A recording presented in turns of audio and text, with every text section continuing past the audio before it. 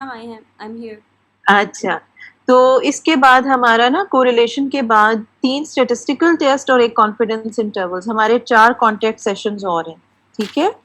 और ईद के बाद ये होगा कि आप छुट्टियां वगैरह गुजार लें, हफ्ते 2 बाद मैं एक क्लास टेस्ट ले लूँगी। आप लोग छुट्टियों पे ही होंगे, लेकिन मैं आपका टेस्ट ले लूँगी, ठीक है? तो वो और ट्यूटोरियल्स भी ले लूँगी, तो आप लोग अपना आपकी रिविज़न हो जाएगी।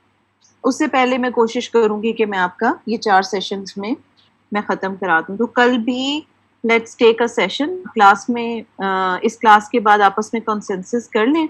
सुबह मेरी 11 बजे क्लास है 3rd सेमेस्टर के साथ, तो आई कैन टेक चलिए टाइम हम आपस में एडजस्ट कर लेंगे बाद में, ठीक है? तो एक हम कल कर लेंगे। मैम कल एक्चुअली टेस्ट भी है एपिडेमियोलॉजी का 3 to 5। ओह! उन्होंने ओह! मेरे ख्याल से 50 मार्क्स का वो ले रही हैं, एमसीक्यू शॉर्ट क्वेश्चंस वगैरह इस तरह से ना। तो ओवरऑल जो भी अच्छा, पढ़ाया अभी आपका तक। कोर्स खत्म हो गया?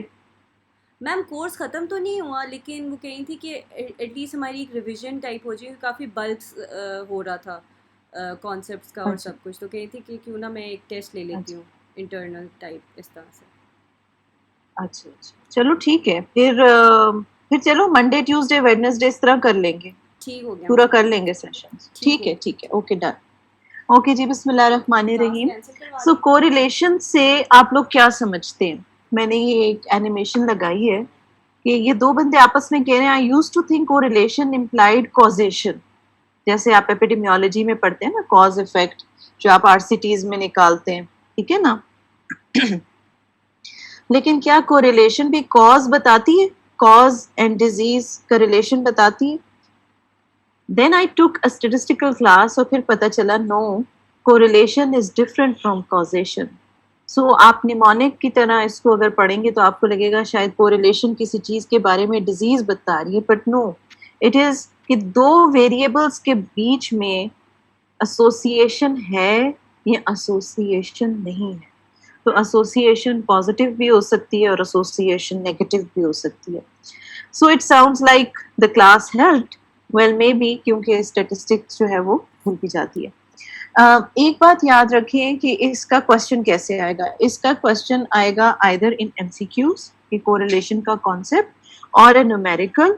और न्यूमेरिकल 10 मार्क्स का होता है और नॉर्मली स्टूडेंट्स इसमें फुल मार्क्स लेते हैं। जब भी न्यूमेरिकल होता है ना, तो आपने न्यूमेरिकल में सबसे पहले जो आपकी वर्किंग होती है, जो आपका प्रोसीजर होता है, उस मार्क्स के अलावा 2 नंबर होते हैं इंटरप्रिटेशन के। So even if you got the right answer, but you didn't give a reply in the statement form, that what does that mean?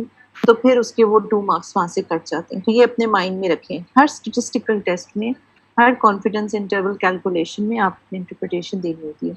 और यही जब आप इंशाल्लाह सेकंड सेमेस्टर में जाएंगे और अप्लाइड एपी बायो पढ़ेंगे, जिसमें एपिडेमियोलॉजी और स्टैट्स को इकट्ठा करके आपको सॉफ्टवेयर में मिस हिना कराएंगी, तो फिर आपको समझ आएगी कि इंटरप्रिटेशन की वैल्यू क्या है, क्योंकि उसमें आपको रिजल्ट्स दिए जाएंगे, लेकिन उसमें आपने इंटरप्रिटेशन खुद करनी है। So what is correlation? It is a measure of association between two variables. Now, what can be those variables? Huh? Those variables will be quantitative in nature, क्योंकि ये calculation है. The variables are not designated as dependent or independent, so it doesn't matter कि आप इनको dependent side पे रखते हैं independent. They just show that दो variables में जो वो association है, चाहे वो positive है, चाहे वो negative है, या direct है या indirect है, और ये भी पता चलता है। For example, जैसे जैसे उम्र बढ़ती है वैसे वैसे height बढ़ती है, ठीक है? और जैसे जैसे इलाज बड़ा होता है, जैसे जैसे आप हेल्दी डाइट खाते हैं, आपकी बीमारी और आपका वजन कम होना शुरू हो जाता है। तो sometimes it is directly related and sometimes it is indirectly related. So correlation is a statistical technique. So it is a technique used to determine the degree to which the two variables are related.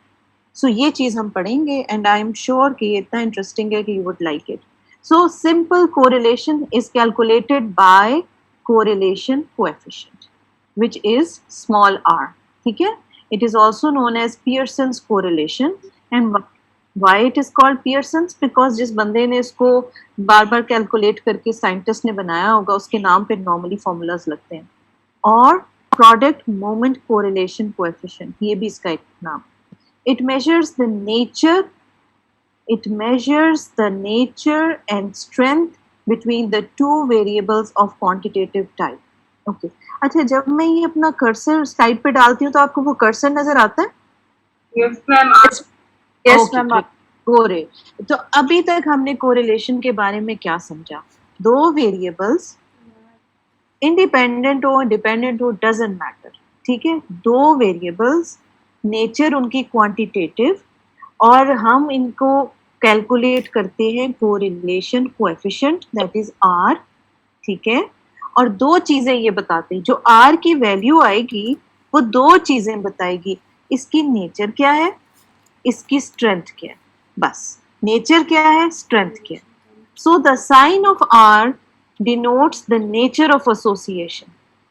The value of R denotes the strength of association. So sign of R क्या होगा और value जो आप formula से निकालेंगे वो क्या होगी? दो चीज, nature and strength. If the sign is positive, this means the relation is direct. An increase in one variable is associated with increase in the other variable. And a decrease in one variable is associated with decrease in one variable. Very, very easy to understand. ठीक है.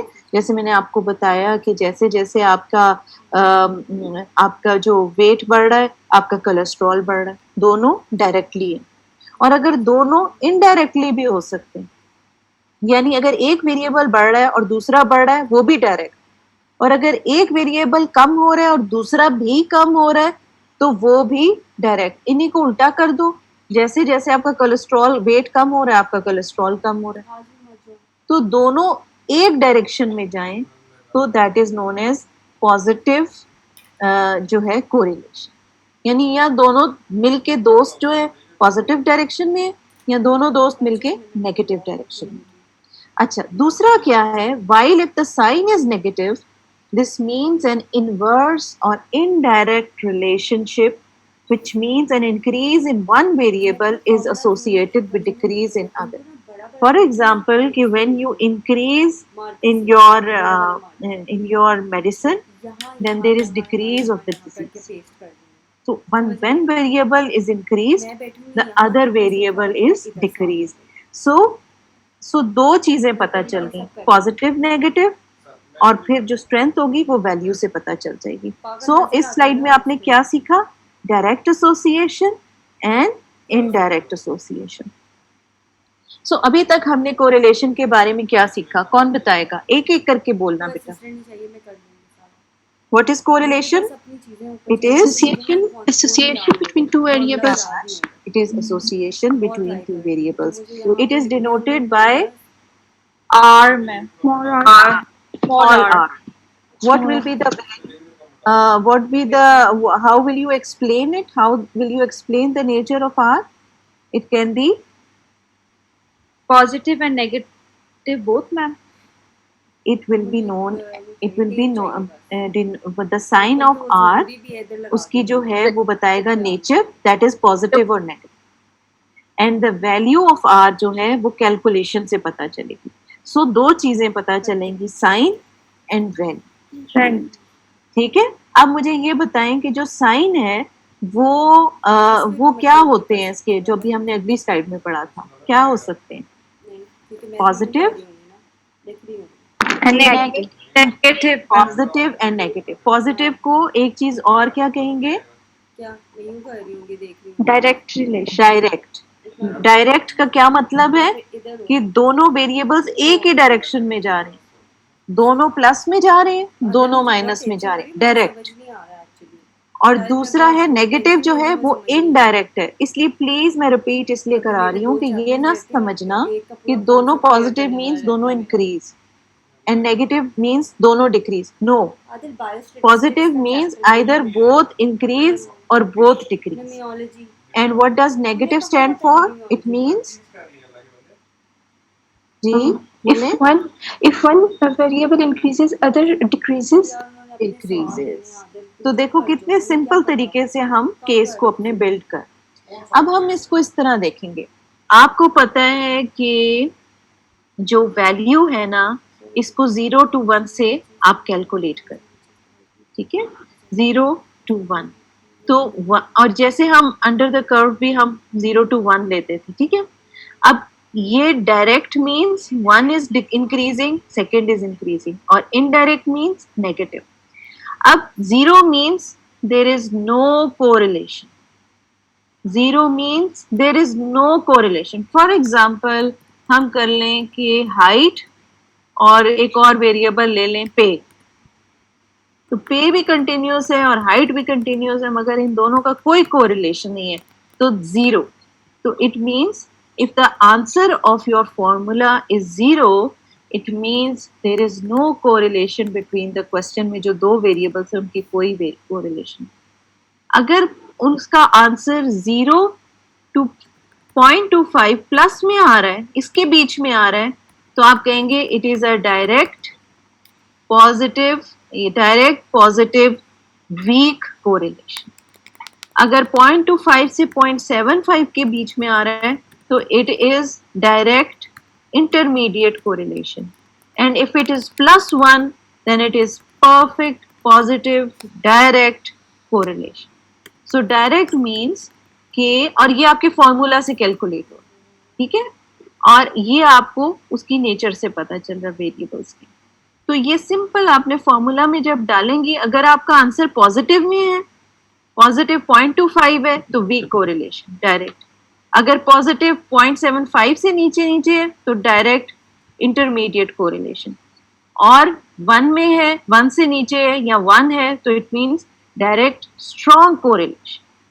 अच्छा, 1 से ऊपर अगर आ रहा है, या 2 है, या 3 है, या 40 है, तो इसका मतलब आपकी कैलकुलेशन में कोई प्रॉब्लम है। इसी तरह अगर आंसर वही है लेकिन माइनस में है, तो it is negative indirect weak, indirect intermediate, या indirect strong perfect indirect correlation. तो ये बहुत सिंपल है।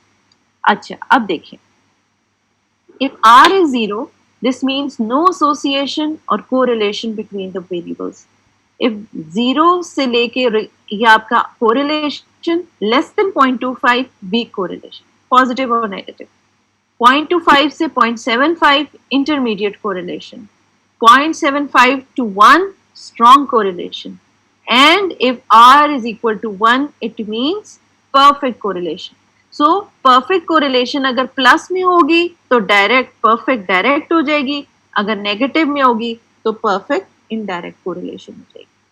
अब इसको हम ग्राफिकली, इफ यू रिमेंबर, जब हमने कोरिलेशन प्रेजेंटेशन ऑफ डेटा किया था, तो हमने पढ़ा था कि जी उसमें हमने ग्राफ्स भी बताए थे। मैंने आपको बताया था scatter plot, remember? Scatter plot में सिर्फ डॉट्स होते हैं, और मैंने आपको सिर्फ इतना पता चल जाएगा कि डेटा का रुझान क्या है।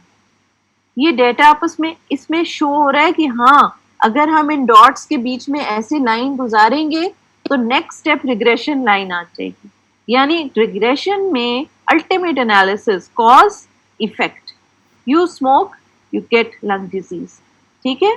यू क्या कहते हैं, ईट गुड फूड, आपकी हाइट बढ़ रही है, ठीक है। आप शुगर खा रहे, आपको डायबिटीज हो रही है। आप सॉल्ट ले रहे हैं, आपको हाइपरटेंशन हो रही है। So this is perfect correlation, ठीक हो गया।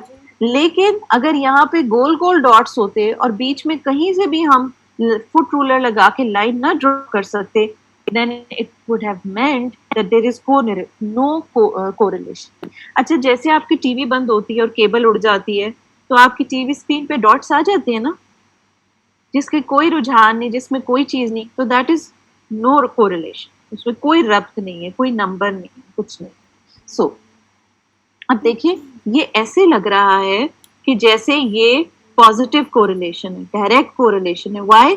बिकॉज जो नी सर्कमफ्रेंस बढ़ता जाएगा, हाई सर्कमफ्रेंस भी उसी तरह बढ़ता जाएगा जब तक कोई बीमारी ना हो। सो इट मीन्स कि इट इज पॉजिटिवली कोरिलेटेड। तो इसके अंदर लाइन नहीं होगी, लेकिन ये रुझान बता दे। तो अब ये देखिए, नॉर्मली हम इसको कहते हैं कि इंडिपेंडेंट वेरिएबल और इधर डिपेंडेंट वेरिएबल होता है, लेकिन हम इसमें कह रहे हैं बेशक वाई एक्स को इधर रख दो, वाई को इधर रख दो, कोई फर्क नहीं पड़ता, बिकॉज हम सिर्फ देख रहे हैं कि क्या कोरिलेशन है कि नहीं है। तो दिस इज हेल हिटलर, याद है ना, जर्मन मूवीज में देखा होगा कि वो हाथ ऊपर उठा लेते हैं और कहते हैं हेल हिटलर। तो ये याद रखना, this is direct correlation positive, ठीक है ना, and this is indirect correlation. So आगे देखिए, ये देखिए, अब आप मुझे बताइए ये क्या है। 0.76 का क्या मतलब होता है? 0.76 का क्या मतलब होता है? ये positive, Strong and direct. Positive, direct. Strong and direct. Strong. is not strong Direct. one, it is intermediate. 0.7 sorry 0.76 से नहीं, 1 होगा तो परफेक्ट होगा। हाँ ठीक हो, ठीक हो, Intermediate. हाँ इट इज, ये देखो ना, ये देखो 0.75 से लेके 1 तक स्ट्रॉन्ग है, लेकिन अगर फर्स्ट पोजीशन पे आ जाओ तो perfect. So weak, intermediate, strong, perfect, ठीक हो गया।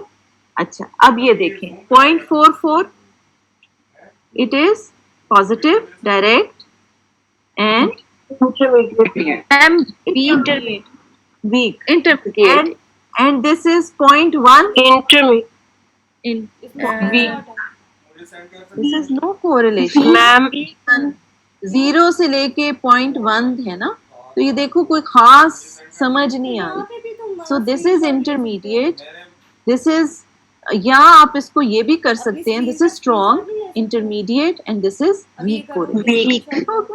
और ये सारी इनडायरेक्ट। अब देखें ये हेल हिटलर है, बाजू ऊपर और ये बिल्कुल बाजू नीचे, टेढ़ा, ये बाजू और ये नीचे।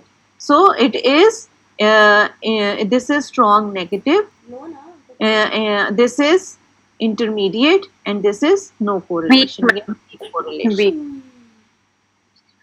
अब ये देखिए perfect negative correlation, यानी एक बढ़ रहा है और दूसरा कम हो रहा है, ऑपोजिट जा रहे हैं दोनों एक दूसरे के।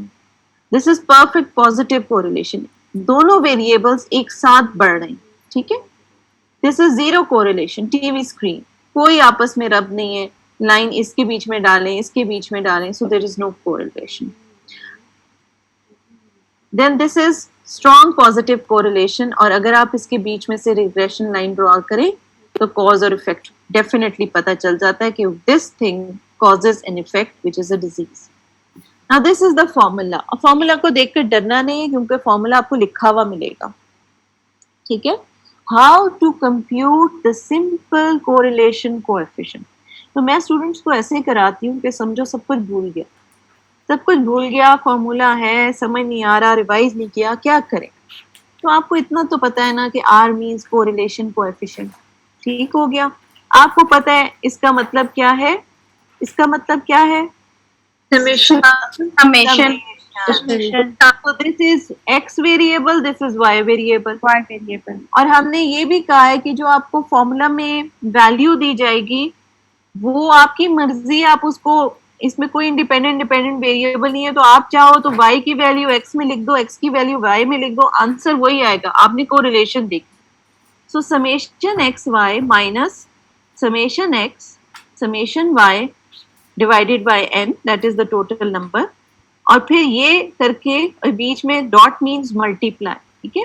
Summation x square minus summation x square divided by n into summation y square minus summation y square over n, इनको मल्टीप्लाई करना अंडर रूट, तो आपका आंसर आ जाएगा 0 और 1 के दरमियान, और या वो प्लस होगा या वो माइनस होगा। तो by the sign and by the strength of the value आप कहेंगे कि जी ये कोरिलेशन, पहले तो आप ये देखेंगे कि वीक कोरिलेशन है या नहीं है, और अगर है तो वीक है, इंटरमीडिएट है, स्ट्रॉन्ग है या परफेक्ट, ठीक है।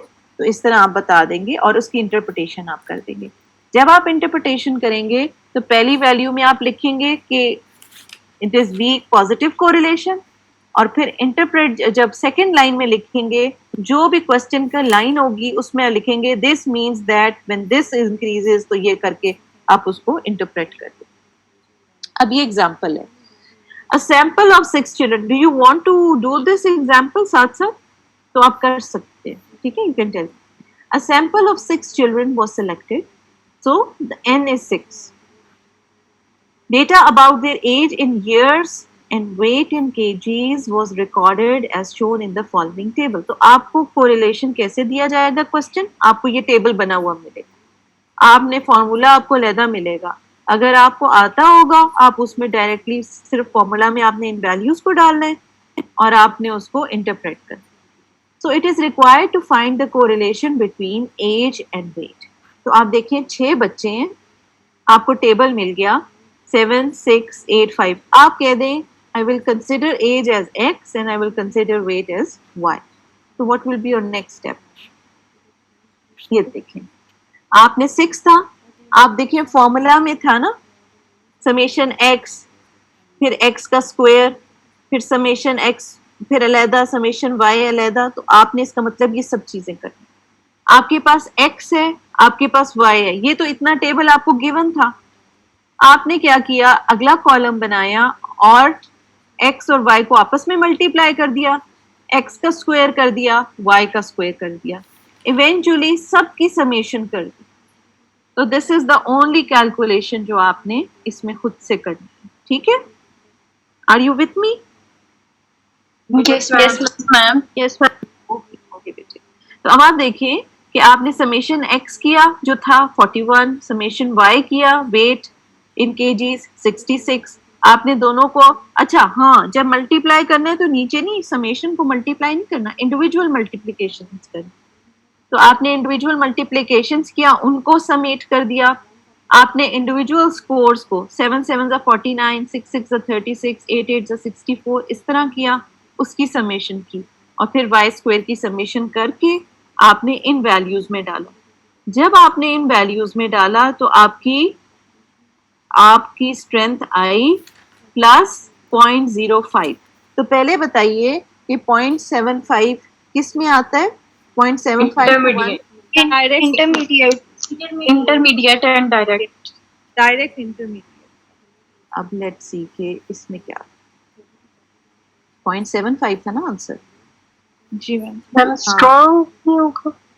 तो स्ट्रॉन्ग में होगा 0.75 to 1 जो है ना वो स्ट्रॉन्ग में आ जाता है. ठीक है, तो आप देखें ना, क्योंकि 1 के बाद तो फिर आप याद करें, मैंने आपको सिखाती थी, हमने क्या किया था बॉक्स एंड विस्कर प्लॉट के लिए, जब हम मीडियंस निकालते थे तो हमने 100 को हम 4 हिस्सों में डिवाइड कर लेते थे ना मीडियंस निकालते, इस तरह याद कर ले. ठीक है, तो आप देखें 25 25 25 के 4 ब्लॉक्स बन जाते हैं. तो आपका एक है वीक है, इंटरमीडिएट है और आपका स्ट्रॉन्ग है, और जब आप बाउंड्री पे पहुंचते हैं तो आपका परफेक्ट है, और 0 पे पहुंचते हैं तो नो है. इस तरह याद रख ले कि 0.75 to 1 is your strong correlation. वैसे भी कॉमन सेंस यूज करो कि जब आपका एज बढ़ेगी तो साथ साथ क्या था, हाइट था, एज बढ़ेगी तो साथ साथ वेट भी बढ़ेगा, तो ये स्ट्रॉन्ग ही कोरिलेशन निकलेगा ना. तो देखो 0.7. अच्छा एक और बात मेरी जान, अगर ये सिर्फ 0.75 होता तो आप, अब जैसे कुछ स्टूडेंट्स ने इंटरमीडिएट कहा, कुछ स्टूडेंट्स ने स्ट्रॉन्ग कहा, लेकिन आप ये देखें कि 0.75 के बाद 9 भी आया है, तो इट इज मोर, इसको आप 0.76 भी कर सकते. ठीक है, अगर आप इसको इधर से होल्ड कर ले तो ये 0.76 हो सकता है, and 0.76 is definitely strong correlation, direct correlation, right? So how will you interpret? You will interpret it like this. Correlation. So अच्छा, इसमें अगर लिखी नहीं है तो आपकी correlation ये होगी कि there is a strong direct correlation between age and weight of the participant या student. इसी तरह देखें, ये एक एग्जांपल मैंने दी है कि relationship between anxiety and test scores. तो आपको ये वाला आएगा, आपको सिर्फ इतना टेबल आएगा x और y और सैंपल साइज. ठीक है, और आप ये 1 2 3 कितना, इसके अगेन 6 स्टूडेंट्स हैं, तो आप खुद x स्क्वायर करेंगे, y स्क्वायर करेंगे, xy करेंगे, सबको समेट करेंगे और आपस में फिर आप फॉर्मूला लगाएंगे. तो इसमें क्या आंसर आया 0.94, और इसमें आ गई वैल्यू माइनस, तो इसका क्या बनेगा मैम इनडायरेक्ट स्ट्रॉन्ग को Negative. हाँ, negative indirect Direct strong strong correlation. Correlation, great. अच्छा जी, अब देखें, सो अब एक और स्टूडेंट है, द स्टूडेंट बॉय प्रेसिडेंट, अब पता नहीं इसका आगे एग्जाम्पल ये boy president at private university is concerned about body president, sorry, at private university is concerned about the cost to students of the textbooks. He believes there is a relationship between the number of pages in the text and selling price of the book. To provide insight into the problem, he selects a sample of 8 textbooks. यानी उसके पास उसने एक अंदाजा लगाना है और उसने 8 text book select की और उनकी सेल देखी इन द बुक स्टोर। तो आपने एक स्कैटर डायग्राम बनाना है and compute the correlation coefficient. अगर आपको आ जाए ड्रॉ अ स्कैटर डायग्राम तो परेशान नहीं होना। अगर आपके आंसर में वीक है तो आप रफ सा एक डायग्राम बना के वीक कोरिलेशन दिखा दें, स्ट्रॉन्ग है तो डायरेक्ट लाइन के साथ साथ दिखा दे, ठीक है, तो वो आप आराम से ड्रॉ कर सकते हैं, उसको एग्जैक्ट होने की जरूरत नहीं है। अब देखिए ये कितनी बुक्स हैं, एन आपका 3 4 5 6 7 8 Eight, ma'am. जी, आप एक को x कर दें, एक को y कर दें। वैसे इतनी बड़ी कैलकुलेशन एग्जाम में नहीं आती क्योंकि आपने और भी सम्स करने होते हैं, तो इसलिए बिल्कुल सिंपल आएगी, ये सिर्फ एग्जाम्पल के लिए। Okay, so scatter diagram of the number of pages and selling price of the, तो इसमें कोई कोरिलेशन खास नजर नहीं आ रही, ठीक है। फिर आप देखिए इन्होंने इनकी वैल्यूज इकट्ठी की, x और y दिया हुआ था, x y x square y square की वैल्यूज निकाली और फिर जब इन्होंने फॉर्मूला में निकाला तो 0.3769, तो 0.37 क्या बना? Ma'am, direct है मगर intermediate correlation. I think intermediate. Direct intermediate. Intermediate, direct intermediate. Intermediate correlation होगी, ठीक है ना। तो इसका मतलब क्या हुआ कि ये डायरेक्ट है और इंटरमीडिएट है, कोई खास कोरिलेशन नहीं है, वीक से थोड़ी बेहतर है, ठीक। अच्छा, क्यों? क्योंकि कोई बुक जो है वो हिस्ट्री की होगी, कोई बुक जो होगी वो साइंस की होगी, कोई आर्ट्स की होगी, तो उनकी आपस में कोई रब्त नहीं। सो अभी तक हमने क्या किया, जल्दी से क्विक रिवीजन, कौन बताएगा एक एक बात। What is correlation? Ma'am, measure of association between two variables and it's not important कि वो independent या dependent हो, वो कुछ भी हो, dependent दोनों हो सकते हैं। अब मुझे कोई और बताए कि कौन सी टाइप का वेरिएबल जो है वो इसमें इस्तेमाल होता है? Ma'am, quantitative. एक्सीलेंट। अब कोई और बताए कि जो ये रिप्रेजेंट किस साइन से होता है? Small r. Small r. अच्छा, अब स्मॉल आर और फिर हम कोरिलेशन को किस तरीके से, दो चीजों से हम इसको वो करते हैं, गेज करते हैं। Ma'am, direct Direct या indirect. हाँ, पॉजिटिव नेगेटिव साइन से, और दूसरा उसकी जो स्ट्रेंथ है वो उसकी वैल्यू से, जो फॉर्मूला से आती है। और डायरेक्ट और इनमें दोनों में फर्क क्या है? Ma'am, direct दोनों का increase हो रहा है, indirect एक increase और एक decrease. एक डिक्रीज हो रहा है। अच्छा, और उसके अलावा ये बताएं कि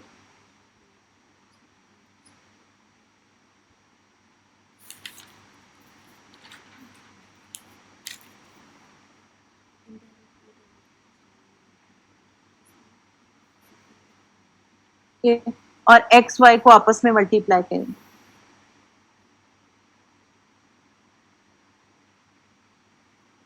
ऐड कर देंगे और फिर फॉर्मूला में डालेंगे, तो आपकी कोरिलेशन कोएफिशिएंट निकल आएगी। ठीक हो गया। अब हमने देखना है अगले स्टेप में कि कोएफिशिएंट ऑफ डिटर्मिनेशन क्या है। So coefficient of determination is are square, यानी जो भी आपका आर आता है ना कोरिलेशन, उसको डिटर्मिनेशन, उसकी वेरिएशन है ये। जैसे स्टैंडर्ड डेविएशन थी ना उधर वेरिएशन कि उसमें पॉजिटिव थोड़ा सा वैल्यू, तो the coefficient of determination tells the percent of the variation in the response variable that is explained by the model and explanatory. तो इन बातों को छोड़े, इसको just it is the coefficient of determination. ये आपको कैलकुलेट नहीं कराएंगे लेकिन आपको एमसीक्यू में आ सकता है कि coefficient of determination is are square, ठीक है, जो कि वेरिएशन शो करता है। So the coefficient of determination is the proportion of total variation in the dependent variable which is explained on accounted for the variation in the dependent. यानी जब आप correlation से थोड़ा ऊपर जाते हैं, regression की तरफ जा रहे हैं, तो जो आपका scatter plot है, exact value से कुछ dots ऊपर नीचे होते हैं. तो वो जो एक ही point पे थोड़ी सी variation है, वो coefficient of determination से पता चल जाती है. It is the square of the coefficient of correlation. It ranges from 0 to 1. It does not give any information on the direction of the relationship between the variables. ठीक है? So interpretation of R square कैसे होगी? ये percentage हो जाएगी. So for example, आपकी जो पहला वाला sum था, ठीक है, उसमें क्या थी? Strong correlation थी ना, 0.75. ठीक है ना? तो उसको आप तो जो उसकी परसेंटेज आ जाएगी, इसमें बस सिंपल ये है कि जी वेरिएशन इसमें कितनी है. अच्छा, तो इसकी इंटरप्रिटेशन ऐसे होगी कि ऑलमोस्ट 92.7 मींस 0.5 से ऊपर है तो हम इसको 93 कर देंगे. Almost 93% of the variability in the amount of water consumed is explained. अच्छा, ये कोई न्यूमेरिकल था और उसका ये आंसर की इंटरप्रिटेशन है. तो आप ये कहेंगे कि जो आंसर आर का आया है, ठीक है ना, ठीक है, इसमें ऑलमोस्ट 93% ऑफ द वेरिएबिलिटी जो आंसर आया है, वी कोरिलेशन कहीं आई है, उसकी जो वेरिएबिलिटी है वो ये 93% है. ठीक है, जो कि आउटसाइड है. तो इस तरह करके आप एक्सप्लेन करेंगे. इसमें एक और एग्जांपल भी आएगी. So almost 93% of the variability in the amount of water consumed is explained by outside temperature using this model. Therefore, जो 100 में से 93 निकालो तो 7% जो रहता है is in the amount of water consumed is not explained. यानी जो आपने model means the formula, the calculation.